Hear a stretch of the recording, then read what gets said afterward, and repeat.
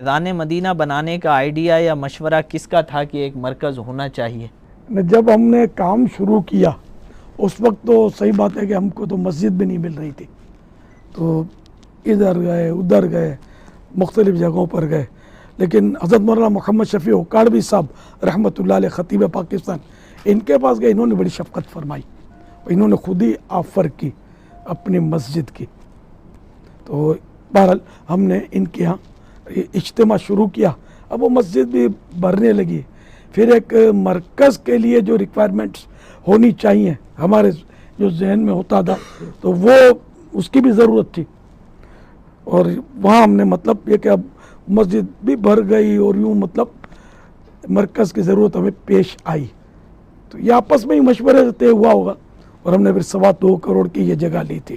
جب ہمارا قافلہ عزم و یقین سے نکلے گا، جہاں سے چاہیں گے راستہ وہیں سے نکلے گا۔ امیر اہل سنت مولانا محمد الیاس عطار قادری صاحب سے سوال کیا گیا کہ حضرت فیضان مدینہ بنانے کے لیے آپ کو کس نے آئیڈیا دیا؟ اس کے جواب میں جو مولانا الیاس عطار قادری صاحب نے خوبصورت جو جواب ارشاد فرمایا ہے، یقیناً یہ ہم سب کے لیے ایک سبق ہے۔ مولانا محمد الیاس عطار قادری صاحب نے فرمایا کہ جب ہم نے کام شروع کیا تو اس وقت ہمارے پاس مسجد بھی نہیں ہوا کرتی تھی، اس میں جا کر ہم درس دیں، تبلیغ کریں، اشاعت دین کے لیے وہاں جا کر کام کریں، ہمارے پاس مسجد بھی نہیں ہوا کرتی تھی۔ تب ہم خطیب پاکستان مولانا شفیع اکاڑوی صاحب کے پاس حاضر ہو کر ہم نے جب ان کی خدمت میں عرض کیا تو حضرت صاحب نے بڑی محبت فرمائی اور ہمیں اجازت دی کہ آپ میری مسجد میں آ کر تبلیغ کر سکتے ہیں۔ تو پھر یہ سلسلہ چلتا رہا، جس طرح قطرہ قطرہ دریا بنتا ہے، اسی طرح 1 2 3 ایسے قافلہ چلتا رہا۔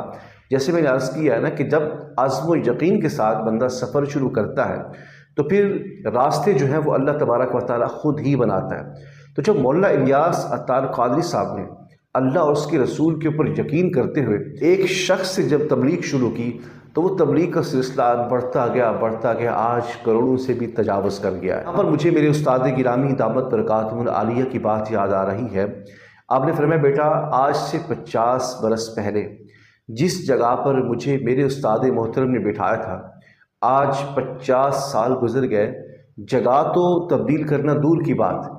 میں نے اس کپڑے کو، اس مسند کو، اس جائے نماز کو بھی تبدیل نہیں کیا۔ جہاں پر میں بیٹھا ہوں عزم و یقین کو لے کر ایک بندے کو پڑھایا، 2 کو پڑھایا، 3 کو پڑھایا، پڑھاتے قطرہ قطرہ ایسا دریا بنا کہ آج لاکھوں کے اندر ان کے شاگرد موجود ہیں۔ تو یہ سبق ہمیں ملا کہ جب آپ اللہ اور اس کے رسول کے دین کی خاطر جب آپ تبلیغ کریں، اشاعت کریں، تو یہ نہ سمجھے کہ میرے پاس بائق وقت ہزاروں لوگ کیوں نہیں آئے۔ آپ کے پاس ایک شخص آیا، 2 آئے، 3 آئے، تو آپ ان کو پڑھاتے جائیں۔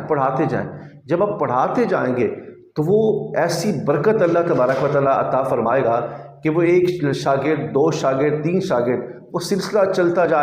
جائے گا۔ اسی طرح آپ جب کسی کو تبلیغ کریں گے، درس دیں گے، تو وہاں 2 بندے بیٹھے ہوں گے، 3 بیٹھے ہوں گے، لیکن جب قافلہ چلے گا تو شاگرد بھی بڑھ جائیں گے، اور جن کو آپ تبلیغ کریں گے وہ بھی اللہ اور اس کے رسول کی رضا کی خاطر جو ہے وہ ان کی تعداد بھی بڑھتی جائے گی، جس کا فائدہ آپ کو دنیا میں بھی ہوگا اور آخرت کے اندر بھی ہوگا۔ وہ وقت تھا جب ایک مسجد بھی نہیں ہوا کرتی تھی، دوسرے کی مسجد میں جا کر تبلیغ دین کیا کرتے تھے، لیکن آج جب عزم و یقین کے ساتھ قافلہ چلا تو آج 1 نہیں 2 نہیں